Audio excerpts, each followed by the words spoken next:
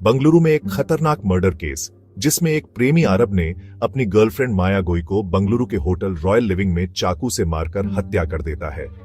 इसके बाद वह अगले 2 दिनों तक उसी कमरे में उसी लड़की की डेड बॉडी के साथ रहता है और फिर जब डेड बॉडी से बदबू आने लगती है तो अरब होटल से भाग जाता है।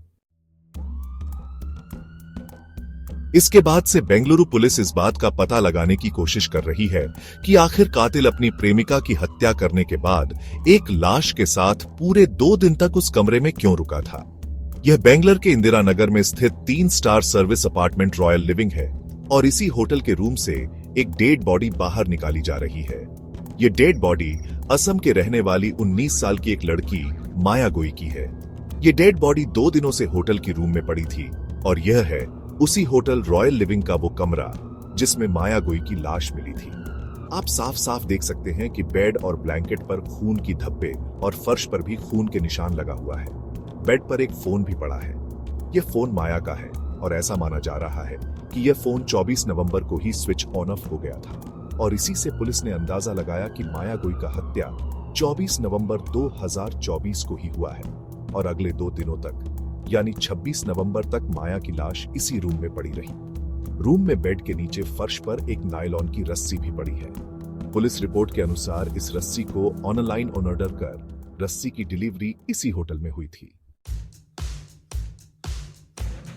रिसेप्शन में लगी सीसीटीवी कैमरे में रिकॉर्ड ये जो आप तस्वीर देख रहे हैं वह 26 नवंबर दोपहर 12:03 की है। लड़के ने सर पर व्हाइट कैप पहना हुआ है और उसके साथ एक लड़की है। लड़की के हंसने के अंदाज से यह साफ साफ दिख रहा है कि यह दोनों यहां अपनी मर्जी से आए हैं। जब लड़का रिसेप्शन पर रूम बुक करने के लिए पेमेंट करने लगता है तब लड़की वहीं पास लगे सोफे पर बैठ जाती है। कुछ देर बाद दोनों रिसेप्शन से उठकर कमरे की तरफ जाने लगते हैं। यह वही लड़की माया गोई है जिसकी डेड बॉडी थोड़ी देर पहले रूम के बेड पर पड़ी देखी थी। लेकिन यहां पर सवाल यह है कि माया की डेड बॉडी रूम से बरामद तो हो गई है, पर वह लड़का कौन था और कहां गया जिसने माया के साथ इस होटल में चेकिंग किया था। तो चलिए इस पूरी कहानी को एनिमेशन के जरिए स्टेप बाय स्टेप देखते हैं। माया गगई डेका 3 साल पहले असम से बंगलुरु आई थी और वह एक ब्लॉगर थी। इसके साथ साथ एजुकेशन कंसल्टेंसी फर्म में जॉब भी करती थी। करीब 6 महीने पहले सोशल मीडिया के जरिए माया की मुलाकात केरल के कन्नूर के रहने वाले 21 साल के आरब हनोई से होता है। दोनों में पहले दोस्ती हुआ और वही दोस्ती का प्यार में बदल गया, पता ही नहीं चला। बिजनेस एडमिनिस्ट्रेशन में ग्रेजुएशन करने के बाद आरब इसी साल कन्नूर से बंगलुरु आ गए। आरब ने बंगलुरु के एक कंपनी में स्टूडेंट काउंसलर के तौर पर काम करना शुरू भी कर दिया और अब आरब और माया का अक्सर मुलाकात होने लगी। 23 नवंबर आरब और माया दोपहर को बेंगलुरु के इंदिरा नगर में मौजूद होटल रॉयल लिविंग में जाते हैं और फिर चेकिंग कंप्लीट होने के बाद दोनों अपने रूम में चले जाते हैं। उन्होंने रूम एक दिन के लिए ही बुक कराया था, इसलिए अगली सुबह 24 नवंबर को जब रिसेप्शन के स्टाफ ने कॉल करके पूछा कि कितने बजे चेकआउट करेंगे, तब आरब ने कहा कि वह एक दिन और रुकेंगे। कुछ इस तरह एक दिन का स्टे और बढ़ा दिया गया।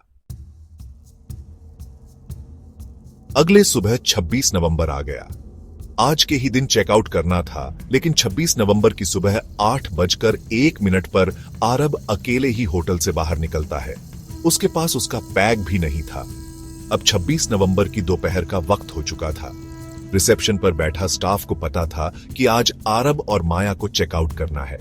उसने रूम पर फोन किया, घंटे बजती रही, लेकिन फोन किसी ने नहीं उठाया। बहुत बार ट्राई किया, जब कोई रिस्पांस नहीं मिला तो फिर आरब के पर्सनल मोबाइल पर भी कॉल किया गया तो आरब का मोबाइल स्विच ऑन ऑफ बताया गया। इसके बाद होटल स्टाफ उस रूम के पास जाता है। दरवाजा अनलॉक था और जैसे ही दरवाजा को खोलता है तो अंदर से बहुत तेज बदबू आती है। वो जब अंदर जाकर देखता है तो बेड पर एक लड़की की लाश पड़ी है और बेड के आसपास में खून की धब्बे भी लगा हुआ दिखता है। वो भागकर जल्दी से होटल के बाकी स्टाफ को यह जानकारी देता है और फिर पुलिस को भी खबर की जाती है। पुलिस जब रूम के अंदर जाते हैं तो देखता है माया की लाश बेड पर ही पड़ा मिलता है। लाश कंबल से ढका हुआ था। लाश की हालत देखकर ऐसा लग रहा था जैसे माया की मौत कम से कम 2 दिन पहले हुई है और बेड पर पड़ा फोन भी चार्ज ना हो पाने के कारण 24 नवंबर से ही फोन बंद आ रहा था। फोन पर आखिरी मैसेज और कॉल 24 नवंबर का ही था। इसके बाद कोई कॉल या मैसेज नहीं। डेड बॉडी को देखने पर अंदाजा हुआ कि माया के जिस्म और सर पर चाकू से कई बार हमला किया गया है। रूम में माया और आरब थे, इसीलिए पुलिस ने आरब की तलाश करना शुरू कर दी। जब होटल की सीसीटीवी को चेक किया गया तो पता चला कि आरब 26 नवंबर की सुबह 8:01 पर ही होटल से निकला। उस समय आरब के पास उसका बैग नहीं था। होटल से निकलने के बाद आरब ने एक कैब बुक किया और फिर अपना फोन स्विच ऑन ऑफ कर दिया। बंगलुरु पुलिस का कहना है कि आरब ने पूरी प्लानिंग के साथ होटल आया था। रस्सी का ऑनलाइन मर्डर करना, चाकू भी साथ में लाना उसी तरह इशारा करता है। इतना ही नहीं, जब आरब होटल में रूम बुक कर रहा था तब कैब की मदद से अपने चेहरे को छुपाने की कोशिश की थी। और जब वह 26 नवंबर को होटल से आखिरी बार निकला तब भी उसने कैब से अपना चेहरा छुपा रखा था।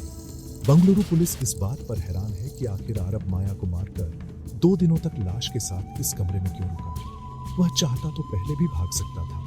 पुलिस इन पहलुओं की जांच अभी कर रही है।